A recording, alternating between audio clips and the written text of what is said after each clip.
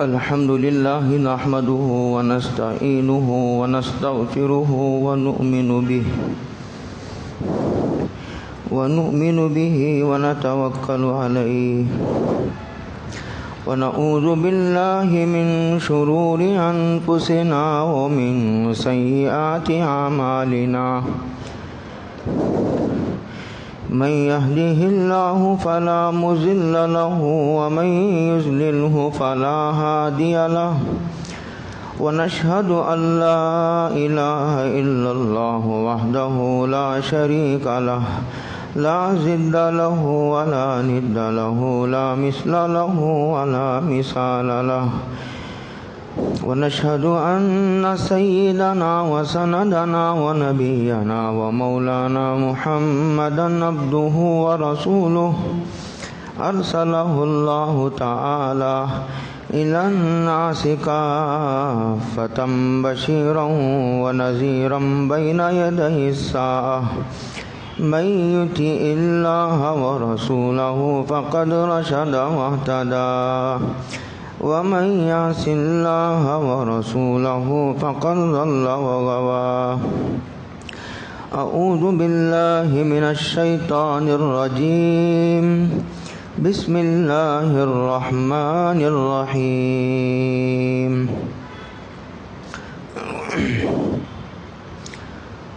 وأنفقوا مما رزقناكم من قبل أن يأتي أحدكم الموت فيقول رب لولا أخرتني إلى أجل قريب فأصدق وأكن من الصالحين ولن يؤخر الله نفسا إذا جاء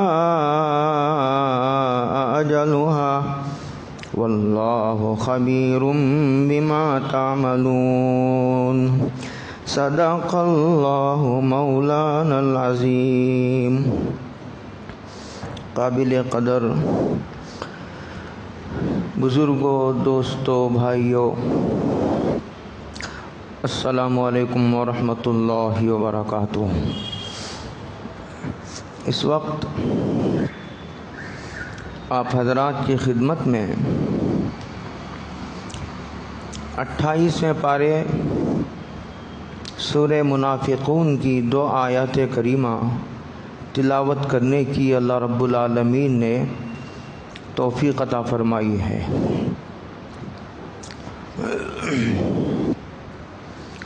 اس کا ترجمہ یہ ہے کہ وَأَنفِقُوا مِمَّا رَزَقْنَاكُمْ، اے ایمان والو، یہاں خطاب ایمان والوں سے ہی ہے، اس لیے کہ جو لوگ بے ایمان ہیں ان کو قرآن مجید ایمان لانے کی دعوت دیتا ہے، اور جہاں اعمال کی دعوت دیتا ہے وہاں خطاب ایمان والوں سے ہوتا ہے۔ کہہ کہ ایمان والو، ہم نے تم کو جو مال دیا ہے اس میں سے خرچ کرو، اور اس سے پہلے خرچ کرو کہ تمہیں موت آ پہنچے۔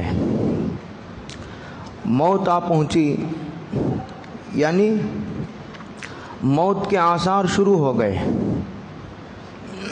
نزا کا عالم شروع ہو گیا، یا اس سے کچھ پہلے جب آدمی کو زندگی سے مایوسی ہو جاتی ہے، جب آدمی یہ تمنا کرے گا فَيَقُولَ رَبِّ لَوْلَا أَخَّرْتَنِي إِلَىٰ أَجَلٍ قَرِيبٍ، اے اللہ مجھے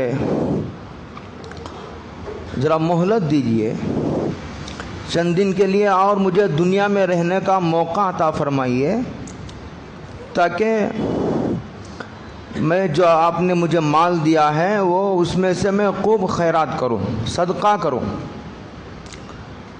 یہ اس وقت تمنا کرے گا جب موت کے آثار شروع ہو چکے ہوں گے، اس لیے کہ ہر آدمی کو اس کی موت سے پہلے ایک عالم ایسا، ایک حالت ایسی طاری ہوتی ہے جس پر اس عالم کے احوال کھلنے لگتے ہیں، اور اس عالم کے احوال کھلنے کے بعد توبہ قبول نہیں ہوتی، اس لیے کہ ایمان بالغیب کا مطالبہ ہے، ایمان بالمشاہدہ معتبر نہیں۔ یا نہیں تو جب زندگی سے مایوسی ہو جاتی ہے، جینے کی کوئی امید باقی نہیں رہتی، اس وقت آدمی تمنا کرے گا اے کاش مجھے اور چند دن مہلت دے دی جائے تاکہ میں صدقہ کروں، خیرات کروں، اور پھر دیگر اعمال کر کے اگر زکوٰۃ ادا نہ کی ہو، نماز قضا کی ہو تو اسے ذرا ادا کر لوں، اس کے بعد پھر مجھے موت آ جائے۔ یہ تمنا کرے گا، یہ تمنا ایمان والا کرے گا۔ تو قرآن کریم نے اپنا فیصلہ سنایا اور یہ کہا وَلَن يُؤَخِّرَ اللَّهُ نَفْسًا إِذَا جَاءَ أَجَلُهَا، جب موت آ جاتی ہے اس وقت ایک لمحے کے لیے کسی کو مہلت نہیں دی جاتی۔ کوئی آدمی اپنی ساری دولت حکومت دے کر زندگی کا ایک لمحہ خریدنا چاہے تو یہ ممکن نہیں۔ واللہ خبیر بما تعملون، اور اللہ تعالیٰ تم نے کیا کیا ہے اور کیا کر رہے ہو، اللہ تعالیٰ اسے خوب جانتے ہیں۔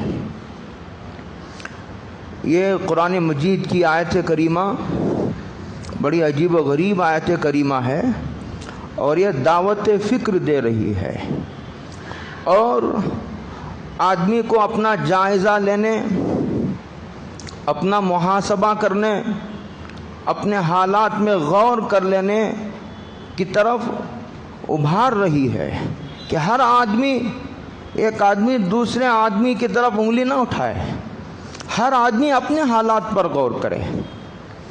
ایک نیک لوگوں سے مراد وہ لوگ جو ایماندار ہوں، نماز بھی پڑھتے ہیں، نماز پڑھنے والوں کو بھی ایک بہت بڑا طبقہ، ذکر کرنے والوں کا، تلاوت کرنے والوں کا بھی ایک بہت بڑا طبقہ ایسا ہے جو مال خرچ کرنے سے جی چراتا ہے۔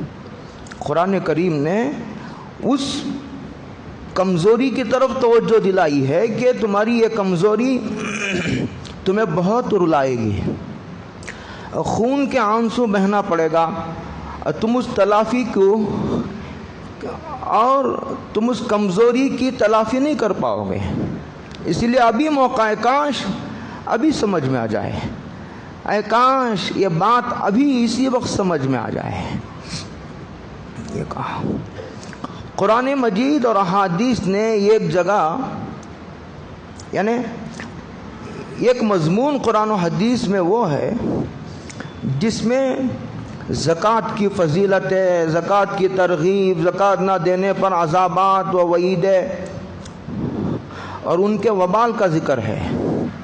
زکوٰۃ سے ہٹ کر قرآن مجید نے زکوٰۃ کے علاوہ بھی مالداروں کے مال میں کچھ حق رکھے ہیں سوى الزکوٰۃ۔ مفسرین کہتے ہیں کہ زکوٰۃ تو فرض ہے، اس کے علاوہ بھی کچھ حقوق ہیں مالداروں کے ذمہ۔ قرآن مجید نے اور احادیث نے اس کی طرف بھی توجہ دلائی ہے مالداروں کو۔ ایک مالداروں کو بہت بڑا طبقہ وہ ہے تو زکوٰۃ ہی نہیں ادا کرتا، الامان والحفیظ، اس کا کیا حال ہوگا اور اسے کن حالات سے گزرنا پڑے گا۔ اب یہ اس وقت میرا وہ موضوع نہیں۔ ایک بہت بڑا طبقہ مالداروں کا ایسا بھی ہے جو زکوٰۃ دیتا ہے لیکن حساب لگا کر نہیں دیتا۔ الٹپ کوئی مدرسے والا آیا، اسے 10,000 دے دیا، کوئی اور آ گیا اچانک، کوئی سامنے حادثہ پیش آ گیا، اس میں 5,000 دے دیے۔ حساب لگا کر دینے کا ہمارے ہاں معمول 2% مسلمانوں میں ہے۔ 98% مسلمان حساب لگا کر زکوٰۃ دیتے ہی نہیں۔ دیتے ہیں زکوٰۃ ماشاءاللہ، پہلے کے مقابلے میں اب ایک سنجیدگی پیدا ہوئی ہے، اس تعلق سے بیداری پیدا ہوئی ہے، ورنہ تو 20-25 سال پہلے لوگوں کو زکوٰۃ کے تعلق سے کوئی زیادہ معلومات نہیں تھی۔ بیداری ہوئی ہے لیکن اتنی کافی نہیں۔ اچھا، بعض لوگ زکوٰۃ دیتے ہیں حساب لگا کر، لیکن زکوٰۃ کے علاوہ دینے پر ان کی طبیعت پر بہت بار پڑتا ہے۔ اس کی وجہ صدقے کی فضیلت، صدقے کا نفع اور صدقہ دینے کے دنیاوی و اخروی منافع سے بے خبری ہے۔ اس لیے کہ آدمی جس کے نفع سے بے خبر و جاہل ہوتا ہے تو پھر آدمی کی طبیعت ادھر نہیں لپکتی۔ انسان کی طبیعت ہمیشہ نفع کا سودا کرنے کی عادی ہے۔ جب بھی کوئی کام کرے گا اس کے دل میں پہلے سوال پیدا ہوگا کہ اس کا نفع کیا ہے، یہ کرنے سے مجھے کیا ملے گا، اس کا رزلٹ کیا ہے، اس کا انجام کیا ہوگا۔ ہر سنجیدہ آدمی کے فطرت میں اٹھنے والا یہ سوال ہے۔ جب آدمی کو اس کے نفع سے بے خبری ہو جاتی ہے تو آدمی کی طبیعت ادھر نہیں لپکتی۔ اسی لیے قرآن نے بہت جگہ اس کی تفصیلات کو ذکر کیا ہے۔ ایک حدیث عجیب و غریب مجھے یاد آئی۔ حضرت رسول اللہ صلی اللہ علیہ وسلم نے ارشاد فرمایا کہ جب اللہ نے زمین کو بنایا تو زمین میں زلزلہ طاری ہوا، زمین کپ کپانے لگی، تو اللہ تعالیٰ نے یہ پہاڑ پیدا کیے، والجبال اوتادا، پہاڑوں کو اللہ تعالیٰ نے زمین کے لیے میخیں قرار دیا ہے۔ گویا زمین پر یہ میخیں گاڑ دی گئی اور زمین کا وہ زلزلہ اور وہ کپ کپاہٹ جو تھی، جو طاری تھی، وہ ختم ہو گئی، اب زمین جم گئی۔ فرشتوں نے پوچھا، اے اللہ کیا آپ نے پہاڑ سے بھی زیادہ طاقتور کوئی چیز پیدا کی ہے؟ کہاں؟ کہ وہ کیا؟ کہا کہ پہاڑ سے بھی زیادہ طاقتور میں نے آگ کو پیدا کیے ہیں،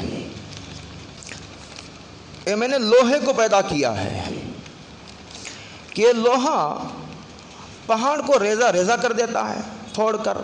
آپ دیکھتے ہیں کہ ایسی مشینیں جو بڑے بڑے پہاڑ جو 20-20 کلومیٹر رقبے پر پھیلے ہوئے ہیں اسے چند دنوں میں، چند مہینوں میں ریزہ ریزہ کر دیتے ہیں، ایسے جیسے وہاں کوئی چیز باقی ہی نہیں تھی۔ پھر فرشتوں نے پوچھا، اللہ لوہے سے بھی کوئی مضبوط چیز آپ نے پیدا کی ہو؟ کہاں؟ آگ کو میں نے پیدا کیا ہے۔ کیا لوہے کو موم بنا دیتی ہے؟ لوہے کو آگ پہ تپایا جاتا ہے تو لوہا گرم ہو کر موم کی طرح اس سے جو چاہے چیزیں بنا لو۔ پھر پوچھا فرشتوں نے، اللہ آگ سے بھی طاقتور چیز کوئی آپ نے پیدا کی ہو؟ کہاں؟ پانی۔ پانی آگ کو بجھا دیتی ہے، آگ کی ساری اکڑاہٹ اور بڑائی کو مٹی میں ملا دیتی ہے۔ پھر پوچھا فرشتوں نے، اے اللہ پانی سے بھی زیادہ طاقتور چیز آپ نے کوئی پیدا کی ہو؟ کہاں؟ ہوا کو میں نے پیدا کیا ہے کہ جب ہوا چلتی ہے، آپ نے دیکھا جب طوفان آتا ہے تو پانی کیا چیز ہے، بڑے بڑے عمارتیں جو آسمان کو چھو رہی، فلک بوس عمارتیں، وہ زمین پر آ گرتی ہیں تو پانی کو تتر بتر کر دیتی ہے یہ ہوا۔ پھر پوچھا فرشتوں نے، اللہ ہوا سے بھی طاقتور چیز؟ یہ جگہ تو اللہ تعالیٰ نے ہوا کو عذاب کے طور پر بھی استعمال کیا۔ 7 لیال و 8 ایام حسوما، 7 دن اور 7 راتیں اور 8 دن مسلسل ہوائیں چلی تھی۔ یہ قوم کو ہوا کے ذریعے سے تباہ کیا گیا، اتنی طاقتور چیز ہے ہوا۔ پھر پوچھا فرشتوں نے، اللہ ہوا سے بھی زیادہ طاقتور چیز آپ نے کوئی پیدا کی ہو؟ کہاں؟ ایسا انسان جو مخلص ہو، انسان مخلص، رجل مخلص، ایسا انسان جو مخلص ہو، لا تعلم شمالہ ما تنفق یمینہ، کہ اس کے دائیں ہاتھ نے جو خرچ کیا ہو اس کے بائیں ہاتھ کو خبر تک نہ ہو۔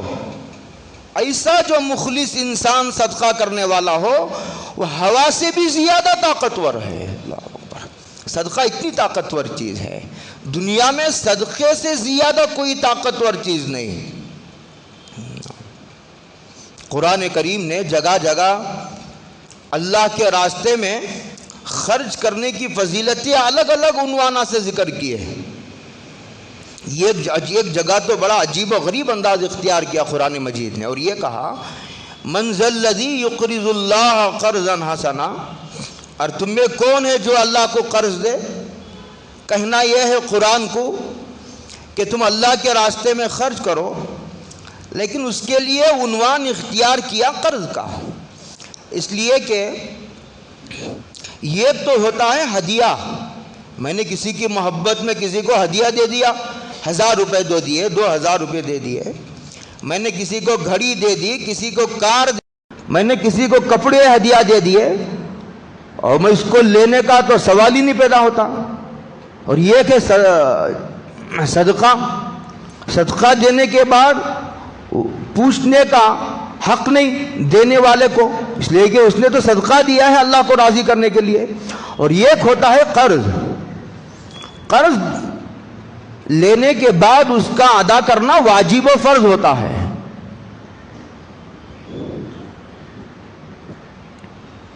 تو اللہ تعالیٰ نے کہا کہ کون ہے تم میں جو اللہ تعالیٰ کو قرض حسنہ دے؟ گویا اللہ تعالیٰ یوں کہنا چاہتے ہیں کہ تم جو اللہ کے راستے میں دو گے صدقے کی شکل میں، زکوٰۃ کی شکل میں، خیرات کی شکل میں، امداد کی شکل میں، اس کا بدلہ اللہ تعالیٰ ضرور بھی ضرور دیں گے۔ گویا اللہ تعالیٰ نے اس صدقے کے بدلے دینے کو اپنے اوپر واجب کر لیا ہے، اور اللہ وعدے کے خلاف نہیں فرماتے۔ من ذا الذی یقرض اللہ قرضا حسنا، یہ قرض حسنہ کیا چیز ہے؟ کہتے ہیں کہ قرض حسنہ یہ ہے کہ آدمی اخلاص سے دے، ریاکاری سے دے گا تو پھر وہ قرض حسنہ نہیں کہلائے گا، پھر اس کا بدلہ ملنا کوئی ضروری نہیں۔ اور پھر دوسرا یہ ہے کہ آدمی حلال مال سے دے، یہ ایک تو آدمی اخلاص سے دے، دوسرا حلال مال سے دے، اس لیے کہ اللہ تعالیٰ پاک ہیں اور پاک مال ہی کو اللہ تعالیٰ قبول فرماتے ہیں۔ یہ دو شرطیں ہیں۔ اور فائدہ کیا ہے دینے کا؟ میں وہ گناتا چلوں آپ کو تاکہ فوائد پیش نظر رہنے سے آدمی کی طبیعت میں آمادگی پیدا ہوتی ہے کہ اچھا یہ نفع ہے، اچھا یہ نفع ہے، اچھا دنیا کا بھی نفع، آخرت کا بھی نفع، اس کے 5 انگلیاں گھی میں۔ اگر کوئی نفع نہ بھی ہوتا، اگر اللہ تعالیٰ یہ کہتے کہ بھئی ہم نے تم کو جو مال دیا ہے تم وہ مال فلاں کو دے دو، اور یہ پوچھنے کا حق نہیں ہے بندے کو کہ دینے سے کیا ملے گا، کیوں؟ اس لیے کہ وہ اس کا مال نہیں، وہ تو میں نے دیا ہے۔ جیسے ایک کیشیئر ہوتا ہے، ایک مالک ہوتا ہے، مالک نے ایک آدمی کو بحیثیت خازن کیشیئر جو ہے اسے اپوائنٹ کیا، مالک جو کہے گا اس کا ماننا کیشیئر پر ضروری ہے۔ کیشیئر کو چوہوں چرا کی گنجائش نہیں، اس لیے کہ وہ مال کا مالک نہیں، مالک جو کہے گا اسے ماننا پڑے گا۔ تو اسی طرح اللہ تعالیٰ نے یوں کہ یہ مالداروں کو یہ کیشیئر بنایا ہے، جہاں کہے گا، جب کہے گا، جسے کہے گا دینا اس کے ذمہ ضروری ہے۔ لیکن یہ اللہ تعالیٰ کی کمال شفقت ہے، یہ اللہ تعالیٰ کی کمال رحمت ہے کہ یہ اللہ تعالیٰ کی رحمت کا اثر ہے کہ اللہ تعالیٰ خود مال دیتے ہیں اور پھر اس کے بعد اس کے خرچ کرنے کے فوائد بھی بتلاتے ہیں کہ مال دو گے تو یہ ہوگا، ہم یہ دیں گے، ہم یہ دیں گے، ہم یہ کریں گے، ہم اس سے بچائیں گے۔ یہ اللہ تعالیٰ کی عنایت در عنایت ہے، یہ کرم در کرم ہے۔ تو اللہ تعالیٰ کہتے ہیں ایک جگہ کہ شیطان یعدکم الفقر ویامرکم بالفحشاء، کہ شیطان جب خرچ کرنے کا موقع آتا ہے ڈراتا ہے، دیکھو مال خرچ کرو گے تو غریب ہو جاؤ گے، مسجد کو دو گے جو کنگال ہو جاؤ گے، اپنے بچوں کے بارے میں سوچو، اپنے بیوی اور اہل و عیال کے مستقبل کے بارے میں ذرا سوچو۔ شیطان یہاں فقر و فاقے سے ڈراتا ہے، جب شادی کا موقع تو نہیں ڈراتا، شادی کا موقع آتا ہے تو شیطان نہیں ڈراتا، جہاں شادی 5 لاکھ میں ہوتی ہے 50 لاکھ خرچ ہو رہے، 2 लाख जेवर में भी शादी हो सकती है, 2 करोड़ की जेवर खरीदा जा रहा है।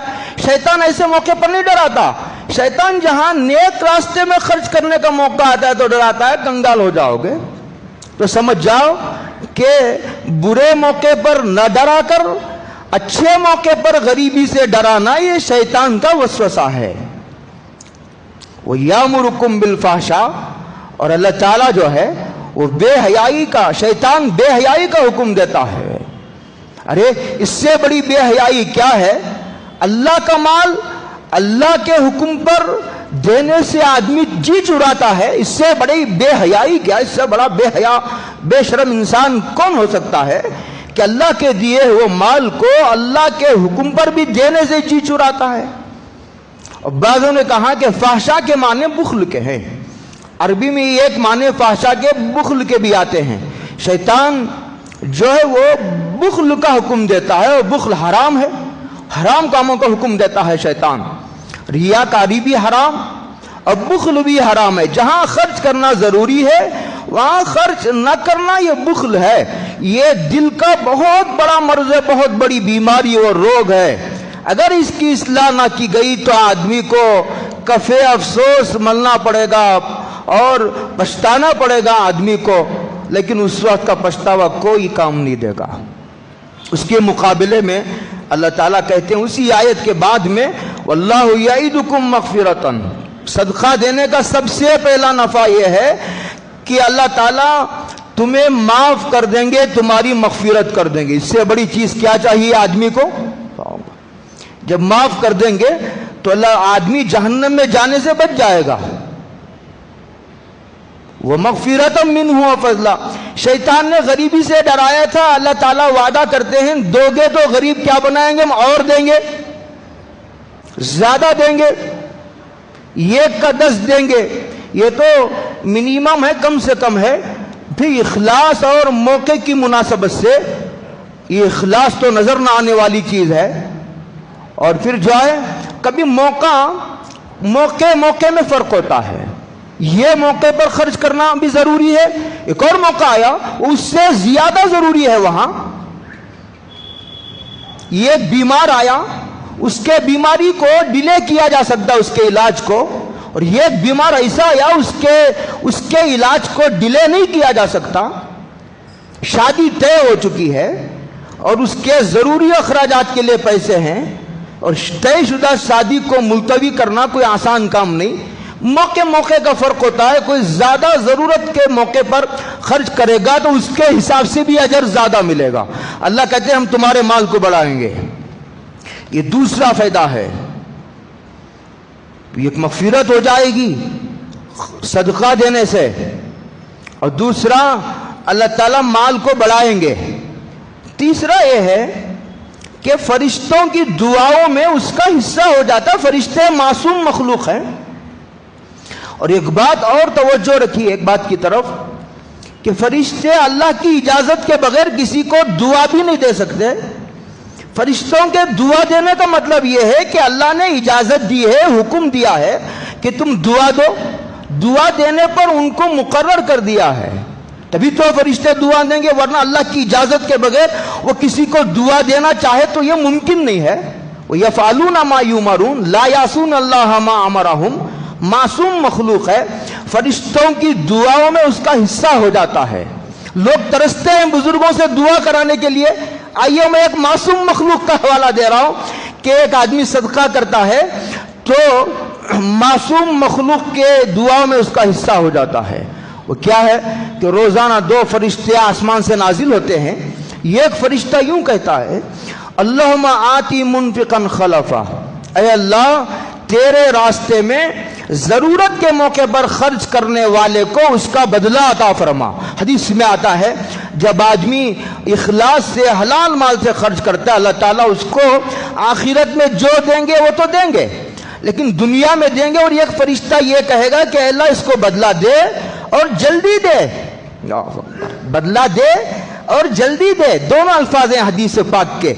और जो आदमी जरूरत के बावजूद खर्च नहीं करता, बहाने बनाता है, तो उसको बारे में दूसरा फरिश्ता ये कहता है, अल्लाहुम्मा आती मुमसिकन तलफा, اے اللہ خرچ نہ کرنے والے کو برباد کر دے، تباہ کر دے۔ کیوں؟ پیسہ دینے کا مقصد فوت ہو گیا، اس نے اس کی ذمہ داری میں کوتاہی کی ہے، اس نے اپنی ذمہ داری میں کوتاہی کرنے سے جو ذمہ دار ہوتا ہے وہ ڈسمس کر دیتا ہے اسے۔ اللہم آتی، تو اللہ کا منشا سمجھ میں آیا کہ خرچ کرنے والے کے بارے میں اللہ یہ چاہتے ہیں کہ اس کا مال بڑھے اور بڑھے، اس لیے کہ وہ اللہ تعالیٰ کا نمائندہ ہے، وہ اللہ تعالیٰ کے منشا کو پورا کر رہا ہے۔ جس کو غریب بنایا ہے اس کو مالدار بنانے پر اللہ قدرت رکھتا ہے اور رکھتا تھا، لیکن یہ اللہ تعالیٰ کی دقیق مصلحت ہے کہ تمہارے ہاتھوں سے دلانا چاہتا ہے، تمہارے ہاتھوں سے دلوانا چاہتا ہے، لیکن یہ آدمی یہ سمجھ رہا ہے کہ میں اس کا مالک ہوں، اگر تم اپنے ہاتھوں سے نہیں دیتے تو پھر اللہ تعالیٰ پھر دوسرا انتظام کر دیتے ہیں۔ تو دوسرا فرشتہ یہ کہتا ہے کہ اللہ، جو آدمی مال نہیں خرچ کرتا ضرورت کے موقع پر، اس کے متعلق اللہ تعالیٰ کا منشا یہ ہے کہ اللہ یہ چاہتے ہیں کہ پھر وہ مالدار باقی نہ رہے، تباہی اور بربادی اس کا مقدر بن جائے۔ بڑی عجیب و غریب حدیث ہے یہ۔ چوتھا یہ ہے، حدیث میں آتا ہے، حضرت رسول اللہ صلی اللہ علیہ وسلم ارشاد فرماتے ہیں، یہ صدقہ قیامت کے دن سورج بالکل ایک نیزے پر ہوگا۔ اب سورج میرے خیال کو چاند پر جانے والوں کا کہنا ہے کہ یہاں سے چاند 2.5 لاکھ کلومیٹر دور ہے، زیادہ دور نہیں ہے چاند۔ یہ سورج کروڑوں، اچھا ایک مریخ ایک سیارہ ہے، اس کے بارے میں ان کا کہنا ہے کہ 50 کروڑ کلومیٹر دور ہے سیارہ۔ سورج تو اس سے اربوں کھربوں کلومیٹر دور ہے۔ ہمارے مولانا انتقال ہو گیا شہاب الدین ندوی صاحب کا، ان کی اس پر بڑی جاندار تحقیق ہے، پڑھنے جیسی، یہ علماء کے کام کی چیز ہے، علماء کو دیکھنا چاہیے۔ اربوں کھربوں کلومیٹر دور ہے سورج۔ اب جب ایک نیزے پر آئے، ابھی برداشت نہیں ہوتی گرمی، جب ایک نیزے پر ہوگا کیا برداشت ہوگی؟ جب آدمی صدقہ دے گا، وہ صدقہ قیامت کے دن اس کا سایہ بنے گا، اور جو جتنا زیادہ صدقہ دے گا یہ سایہ اتنا بڑھتا جائے گا اور اتنا گہرا ہوتا جائے گا۔ اللہ اکبر۔ اور ہاں، آپ کی ذمہ داری ہے کہ قیامت کے دن کے لیے سایہ کا انتظام کر لو۔ اللہ اکبر۔ حدیث پاک میں آتا ہے، یہ صدقہ دینے کا 5واں نفع ہے، چھٹواں 7واں نفع۔ حضرت رسول اللہ صلی اللہ علیہ وسلم ارشاد فرماتے ہیں، ان صدقہ تطفئ غضب الرب، کہ صدقہ اللہ تعالیٰ کے غصے کو بجھا دیتا ہے، اللہ کے غصے کو بجھا دیتا ہے۔ وتدفع عنہ میتۃ السوء، بری موت سے بچا لے۔ ساری زندگی آدمی اس لیے اچھی جیتا ہے کہ مرتے وقت اسے کلمہ نصیب ہو۔ صدقے کا ایک نفع یہ ہے کہ مرتے وقت اس کے زبان پر کلمہ جاری ہو جاتا ہے، اللہ تعالیٰ کفر کی موت سے بچا لیتے ہیں۔ ہمارے حضرت نے بعض شارحین کے حوالے سے لکھا ہے، ہمارے حضرت کی کتاب حسن خاتمہ، اس میں حسن خاتمے کے اسباب ذکر کیے ہیں، بہت اسباب ہیں اس کے۔ اس میں ایک سبب یہ ہے کہ صدقہ دینے سے آدمی کفر کی موت سے بچ جاتا، اللہ کلمے والی موت نصیب فرماتے ہیں۔ اس سے بڑا اگر صدقے کے دوسرے کوئی فائدہ نہ ہو، فوائد نہ ہو، یہ ایک فائدہ سارے فوائد پر بھاری ہے کہ آدمی کو مرتے وقت کلمہ نصیب ہو، بری موت سے آدمی بچ جاتا ہے، یعنی کفر کی موت سے۔ اور دوسرا آدمی ڈوب کر مرنے سے، حادثے کی موت سے، جل کر مرنے سے، آدمی عمارت اس کے اوپر گر گیا اور دب کر مر گیا، جو دیوار سے گر کر مر گیا، ایسی تمام موت سے اللہ تعالیٰ اسے بچاتے ہیں، وہ صدقے کی برکت سے بچاتے ہیں۔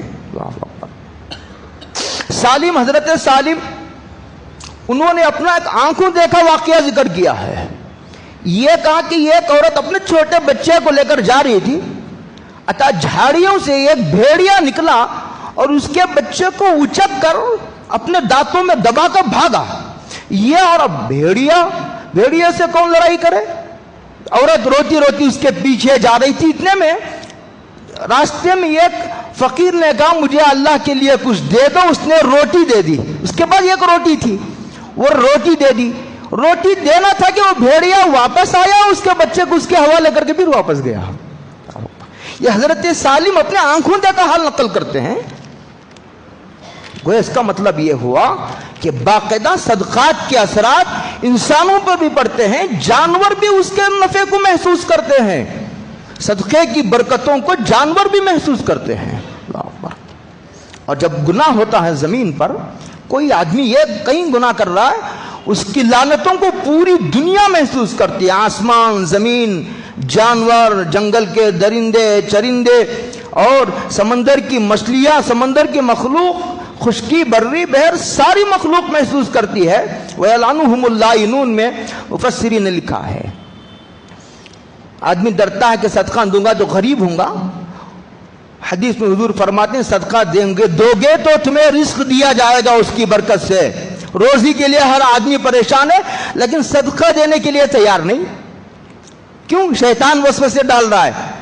ہر آدمی اپنے حیثیت کے مطابق دے، اور کہتے ہیں تمہاری مدد کی جائے گی اگر صدقہ دو گے، ورنہ تمہارے سروں سے ہم مدد کو اٹھا لیں گے، تمہاری حالات کو ہم ٹھیک کر دیں گے اگر صدقہ دو گے.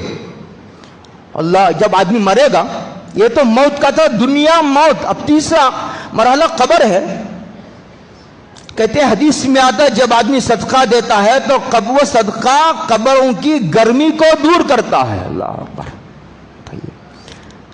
صدقہ بلاؤں کو دور کرتا ہے. آدمی مصیبتوں میں گرفتار ہے اور پوری دنیا پریشان ہے لیکن کوئی صدقہ دینے تیار نہیں. صدقہ حدیث پاک میں آتا ہے صدقہ برائی کے 70 دروازوں کو بند کرتا ہے. اللہ اکبر. آدمی کیا کیا کر رہا ہے، ہر سب کچھ کر رہا ہے لیکن جو کرنا ہے اصل کام وہ نہیں کر رہا. وہ صدقہ اور وہ اس کے اختیار میں ہے. کون سی حکومت تمہیں صدقہ دینے سے روک رہی ہے؟ کون منع کر رہا ہے؟ صدقہ دو گے تو اریسٹ کیا جائے گا، صدقہ دو گے تو 70 برائیوں کے دروازے بند ہو جاتے ہیں. حدیث میں آتا ہے صدقہ عمر کو بڑھا دیتا ہے، عمر میں برکت ہو جاتی ہے. آج نہیں دیکھتے آپ کہ ایک آدمی جیتا ہے کہ اس کی زندگی سے پوری دنیا فائدہ اٹھاتی ہے، اس کے شاگرد پورے دنیا میں ہیں، اس کے 400 کتابیں ہیں، اس کے بیوی بچے ہیں. یہ برکت ہے. اور صدقہ تکبر اور غرور کو ختم کرتا ہے. اس لیے کہ جب مال سرکشی لاتا ہے، صدقہ دیتا ہے تو صدقہ اس مال کے اندر جو شر چھپا ہوا ہے، پوشیدہ ہے، اس شر کو دور کرتا ہے. میں اس کی تفصیل میں نہیں جاتا، صرف گنا رہا ہوں کہ صدقے کے فوائد کیا ہیں. حدیث پاک میں آتا ہے سرکار دو عالم صلی اللہ علیہ وسلم نے ایک مرتبہ صحابہ کو پوچھا. حضور کا طریقہ یہ ہوتا تھا کہ کبھی سوال کرتے اور خود پھر جواب دیتے. تو پوچھا ایک مرتبہ بھئی فقیر کون ہے؟ کہا حضور فقیر تو وہ ہے جس کے پاس کوئی چیز نہ ہو، نہ نقد ہو، نہ اس کے پاس کوئی مال و متاع ہو، وہ فقیر ہے. کہا نہیں، فقیر وہ ہے جو بہت بڑا مالدار ہو لیکن آخرت کے لیے اس نے کچھ نہ بھیجا ہو، وہ دنیا کا سب سے بڑا فقیر ہے. اللہ اکبر. عجیب بات فرمائے سکتا. یربی الصدقات، صدقہ دینے سے آمدنی میں اضافہ ہوتا ہے. حضرت رسول اللہ صلی اللہ علیہ وسلم نے، یہ تو تھا عام صدقہ، اور رشتہ داروں کو صدقہ دینے کے بارے میں تو حضرت رسول اللہ صلی اللہ علیہ وسلم فرماتے ہیں صدقہ اپنے رشتہ داروں کو صدقہ دو، صلہ رحمی کرو تو محبت بڑھتی ہے آپس میں، اور یہ ضروری ہے. محبت کے بغیر بھی جینے کا کیا مزہ ہے؟ گھر ہے، کار ہے، لیکن محبتیں نہیں ہیں، نفرتوں نے جنم لے لیا ہے، جینے کا کوئی مزہ نہیں. اور ایک آدمی روکی سوکی کھا رہا ہے لیکن اس سے محبت کرنے والے 2-4 ہیں تو وہ غریب رہ کر بھی بادشاہ ہے. دنیا میں محبتوں کی بھی ضرورت پڑتی ہے. صرف پیسہ ہی سب کچھ نہیں ہے. اکیلے جینے کو اور 10 آدمیوں کی دعائیں اور 100 آدمیوں کی محبتیں لے کر جینے میں 7 زمین و آسمانوں کا فرق ہے. صدقہ دینے سے ملک کی، آدمی سوچتا کہ اس سے ملک کا کیا جوڑ ہے. میں یہ جملہ ایک متن ہے، اس کی تشریح کے لیے لمبا وقت ہے، اسی لیے صرف میں گنا رہا ہوں. یہ ملک ہے نا، ملک پورا ہندوستان، صدقہ دینے سے ملک کی آبادی بڑھتی ہے. आबादी बढ़ना अच्छी बात है, तुम इनके बातों में ना आओ। एक एक के दो, अब एक का एक, दो के हम दो हमारे दो, अब तो हम दो हमारा एक। चंद दिन के बाद शायद ऐसा आएगा कि हम दो हमारा कोई नहीं, हम लावारिस हैं। अल्लाह के बंदो, जो तुमको पाल रहा है लाखों साल से, जो माँ के पेट में 9 महीने पाला पैदा किया, इंसान को अल्लाह ने पानी पर बनाया है। पानी पर कोई साइंसदान तस्वीर नहीं बनाता, और इंसान की तस्वीर को अल्लाह ने पानी पर बनाया है। एक बूंद खतरे पर अल्लाह ने इंसान की तस्वीर खींची है। आबादी बढ़ना अच्छी बात है, बरकत की बात है, और ये मुल्क सरसब्ज होता है, गुनाह माफ होते हैं। जल्दी खत्म करूं बात में। नेकियां कबूल होती हैं देने से, और अल्लाह खुद उससे अपना ताल्लुक जोड़ता है सदका देने से, सिले रहमी करने से। उस कौम पर अल्लाह की रहमत नाजिल होती है जिसमें सिले रहमी करने वाले मौजूद हों। वाक़रबा रूमा कुरान मजीद में है। हाँ, अल्लाह ताला ये चाहते हैं कि ऐसे बच्चे पैदा हों जो रिश्तेदारों के साथ हुस्ने सुलूक करने वाले हों। और भी हैं, बस अब वक्त भी हो गया मुकम्मल। लेकिन माल खर्च करने में अजनबियों को भी दो, जहां जहां जरूरत हो खुद तलाश करो दो, लेकिन सबसे पहला हक रिश्तेदारों का, फिर पड़ोसियों का, नौकरों का, और फिर उसके बाद जो है जो तुम्हारे दरमियान अहलुल्लाह है उन पर खर्च करो, और फिर उन लोगों पर खर्च करो जो अपने आप को दीन के कामों के लिए उन्होंने वक्फ कर लिया है। उनके पास कमाने की सलाहियत तो है लेकिन मौका नहीं है। कमाने जाएंगे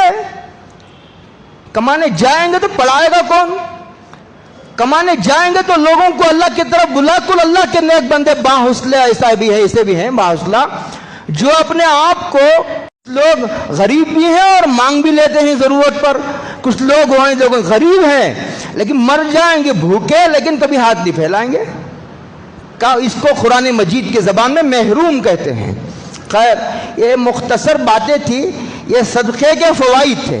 अब इसे पेश नजर रखकर हर आदमी अपनी इस्तिताअत के मुताबिक 4 शर्तों के साथ, एक शर्त यह है कि इखलास के साथ दे, और दूसरा यह है हलाल माल से दे और ताना ना दे, और तीसरा गरीब को हकीर ना समझे।